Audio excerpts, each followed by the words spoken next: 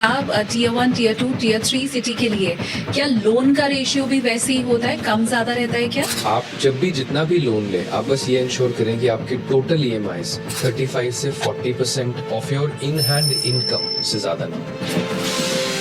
क्या हम किस जगह पे खड़े हैं? अगर आपके पास कर्जे हैं तो वो जो EMI है वो आपकी सारी सेविंग्स को लेके जा रहा है। वो लोन जो क्रेडिट कार्ड पे लिए हुए हैं या डिप्रिशिएटिंग एसेट पे लिए हुए हैं जैसे कि गाड़ी, ये जो लोन्स है ना, ये आपको कमजोर बनाते हैं, ये आपकी फाइनेंशियल स्ट्रेंथ को ड्रेन कर देते हैं। इमरजेंसी फंड क्या जैसे ही मेरी नौकरी लगी है मुझे क्या तुरंत बना लेना है? इसका जो असेसमेंट है वो आप ही कर सकते हैं। ये वो सब्जेक्टिव असेसमेंट है जो आप एज एन एम्प्लॉई खुद अच्छे से पता लगा सकते हैं और उसकी बेसिस पे आप धीरे धीरे अपना कंटिजेंसी फंड बना सकते हैं। कि मुझे 10 लाख की गाड़ी लेनी है, लेकिन मैं जैसे ही उसके नजदीक पहुंचता गया मुझे लगा नहीं अब तो 10 लाख वाली नहीं, अब तो 20 लाख वाली गाड़ी मुझे लेनी है। तो मेरा गोल चेंज हो गया, बट टाइम तो वो पहले उतना ही था। जैसे जैसे आपका लाइफ में स्टेटस बढ़ेगा वैसे वैसे मटेरियलिस्टिक गोल्स भी बड़े होंगे। क्या बदले सिनेरियो में जेन ज़ी को आप ये सलाह देंगे कि अपनी खुद की शादी के लिए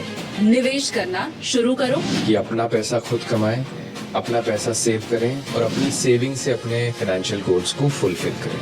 अगर आपको हेल्प लेनी है विद द इंटेंशन कि आप उसको पे बैक करेंगे।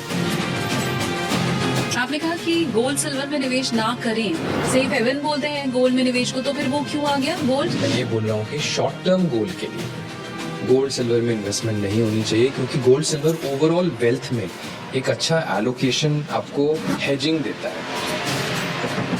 कोई एक गोल जो आप ये देखते हैं कि लोग नहीं बनाते हैं लेकिन होना चाहिए? एक तो इमरजेंसी फंड को लेके लोग सीरियस नहीं रहते। जो छोटी मोटी सेविंग्स होती हैं वो high risk high reward investments में लगा देते हैं। तो क्या हमें एक फंड अलग रखना है, फोमो में आके जब आपको इन्वेस्ट करना है तो वो आप लगा सकें? थोड़ी थ्रिल इन्वेस्टिंग कीजिए, फोमो बेस कीजिए, लेकिन मेंटली तैयार रहिए कि अगर ये जीरो हुआ तो मैं परेशान नहीं होगा।